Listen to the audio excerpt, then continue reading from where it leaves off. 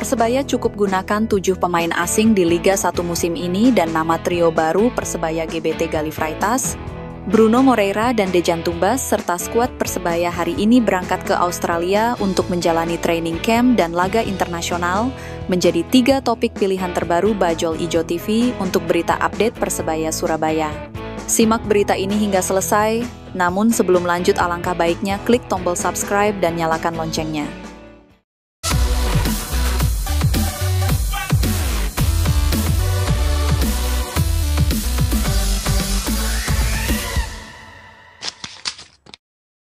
Persebaya hanya gunakan 7 pemain asing. Diketahui Persebaya Surabaya saat ini hanya baru memiliki 7 pemain asing di skuad mereka. Padahal, aturan Liga 1 memungkinkan setiap klub untuk menggunakan hingga 8 pemain asing. Pertanyaan besarnya adalah, apakah Persebaya Surabaya hanya cukup dengan 7 pemain asing di Liga 1 musim ini? Apakah mereka dapat meraih kesuksesan dengan jumlah pemain asing yang saat ini dimiliki? Pemain asing dapat membawa pengalaman dan kemampuan yang lebih baik ke dalam tim.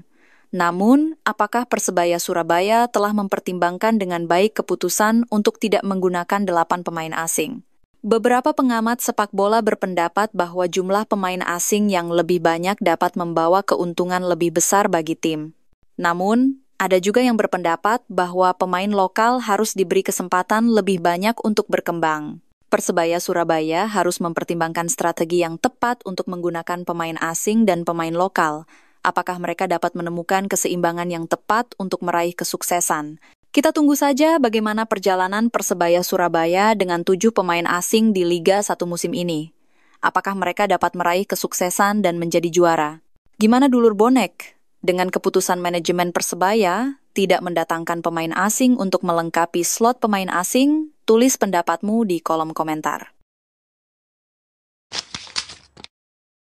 Trio baru Persebaya, harapan baru untuk gelar juara. Persebaya Surabaya, klub sepak bola kebanggaan bonek dan bonita, memiliki harapan baru untuk meraih gelar juara di Liga musim ini. Trio baru GBT, Gali, Bruno, dan Tumbas diharapkan mampu membawa Persebaya ke jalur prestasi. Bonek dan Bonita, supporter setia Persebaya, telah lama merindukan gelar juara. Apakah trio baru ini dapat memenuhi harapan mereka dan membawa Persebaya kembali ke puncak kejayaan? GBT, Gali, Bruno, dan Tumbas, 3 pemain yang diharapkan dapat membawa perubahan besar bagi Persebaya. Dengan kemampuan dan pengalaman mereka, apakah mereka dapat membawa tim ini ke level yang lebih tinggi? Persebaya memiliki potensi besar untuk meraih gelar juara musim ini. Namun, apakah mereka dapat mengatasi tantangan dan kesulitan yang akan dihadapi di lapangan? Kita tunggu saja bagaimana perjalanan Persebaya dengan trio baru ini.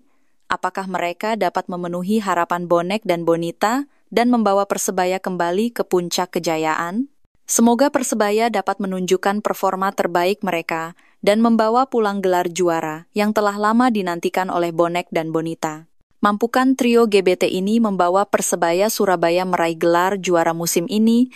Gimana pendapat dulur bonek? Tulis di kolom komentar.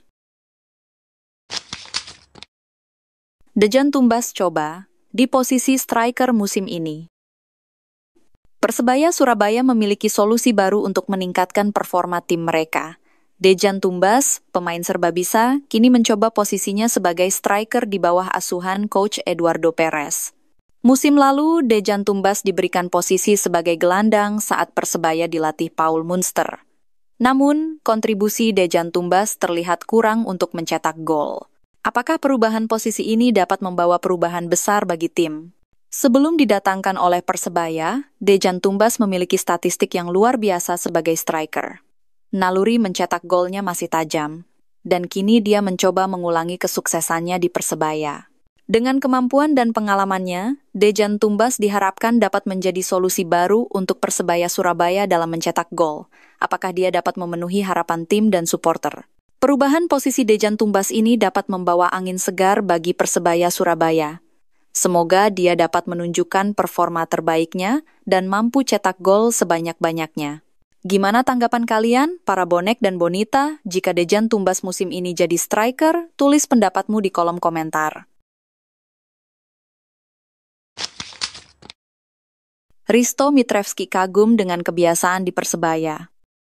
Risto Mitrevski, pemain asing baru Persebaya, tidak hanya kagum dengan fasilitas yang diberikan Persebaya.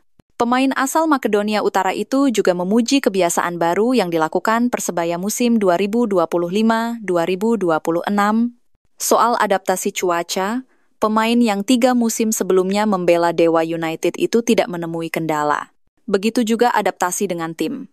Center back berusia 33 tahun itu mengaku tidak ada kendala. 3 musim pernah menjalani kompetisi Liga 1 bersama Dewa United menjadi bekal berarti. Beberapa pemain saya tahu karena saya sudah 3 musim main di Indonesia, kata Risto Mitrevski. Saya tahu, khususnya semua pemain asing dan beberapa pemain lokal. Kami bertemu di pertandingan sebelumnya. Itu mudah untuk dikenali. Pungkasnya. Skuad Persebaya berangkat ke Perth, Australia. Tim utama Persebaya Surabaya resmi bertolak ke Perth, Australia pada Minggu pagi, 6 Juli 2025. Bruno Moreira dan rekan-rekan akan menjalani mini training camp, sekaligus pertandingan uji coba internasional melawan tim football West All Star sebagai bagian dari persiapan menyambut kompetisi Liga 1 musim 2025-2026. Selama di Perth, skuad Persebaya akan menjalani latihan intensif 2 kali sehari di Sam Kerr Football Centre, fasilitas sepak bola berstandar internasional milik Football West. Tempat ini dipilih untuk memberikan atmosfer latihan yang berbeda dan menantang bagi para pemain.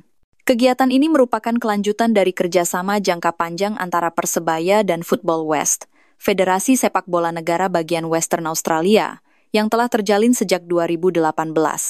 Kala itu, Persebaya mengirimkan tim junior ke Perth untuk program pengembangan usia muda. Erick Thohir terima keputusan AFF di Shop Cup. Ketua Umum PSSI Erick Thohir di Jakarta, Jumat 4 Juli 2025, menyatakan menerima bahwa 2 wakil Indonesia, yakni Persebaya Surabaya dan Malut United, tidak akan tampil di ASEAN Club Championship besutan AFF. Menurut Erick, tim-tim Indonesia tetap akan berkompetisi di level Asia, yakni Persib Bandung di ASEAN Champions League 2 dan Dewa United di AFC Challenge League. Sebelumnya, AFF meminta kepada PT LIB agar mengirim tim peringkat 1 dan 2 Liga Indonesia, yakni Persib Bandung dan Dewa United, ke ASEAN Club Championship. Namun PT LIB memiliki peraturan untuk mengirim tim peringkat 1 dan 2 ke kompetisi level Asia. Yang saya dengar hari ini AFF sudah memutuskan tidak menerima. Ya nggak apa-apa karena ini kan AFF sendiri, Shopee Cup itu kan turnamen yang dikelola oleh Sporting 5 kalau nggak salah, kata Erick Thohir di Jakarta. Ya bagaimana, tapi saya rasa dengan kekuatan liga kita dan AFC, kita punya kekuatan sendirilah. Jadi kita jalan terus selanjutnya. Risto Mitrevski siap sapu bersih laga tur pramusim. Bek asing Persebaya Surabaya, Risto Mitrevski, menunjukkan mental juara saat menatap tur pramusim timnya ke Australia Barat. Ia menegaskan kemenangan tetap menjadi target utama meskipun hanya bertajuk uji coba. Persebaya Surabaya dijadwalkan menjalani mini training camp di Perth, Australia Barat pada 8 hingga 10 Juli 2025. Program ini menjadi bagian penting dalam persiapan skuad Green Force menghadapi musim kompetisi baru. Risto mengaku sangat antusias dengan agenda ini karena menjadi pengalaman pertamanya menjejakkan kaki di negeri kanguru. Pemain asal Makedonia Utara itu tak sabar menyambut atmosfer dan tantangan baru di Australia. Dan itu pertama kali saya ke Australia. Saya sangat menantikannya. Ungkap Risto penuh semangat dalam sesi wawancara jelang keberangkatan tim Persebaya ke Australia. Eduardo Perez cari sosok pemain target man. Persebaya Surabaya terus bergerak aktif di bursa transfer untuk mencari sosok striker asing baru yang akan menggantikan Flavio Silva. Beberapa pemain sempat dirumorkan bergabung Persebaya Surabaya. Namun, hingga berita ini dibuat, manajemen belum juga mengumumkan secara resmi siapa yang resmi untuk mengisi slot pemain asing Persebaya. Pelatih Eduardo Perez Moran telah menyatakan bahwa ia membutuhkan striker yang tidak hanya bisa mencetak gol, tetapi juga mampu menahan bola, membuka ruang, dan terlibat dalam build-up. Kami mencari pemain yang bisa menjadi titik tumpu serangan, tapi juga aktif dalam pergerakan tanpa bola, ujar Eduardo dalam wawancara usai latihan di Stadion Gelora Bung Tomo, Surabaya. Dengan gaya bermain berbasis penguasaan bola dan kombinasi cepat, striker baru Persebaya harus bisa beradaptasi dengan cepat dan menjadi bagian dari sistem, bukan sekadar finisher.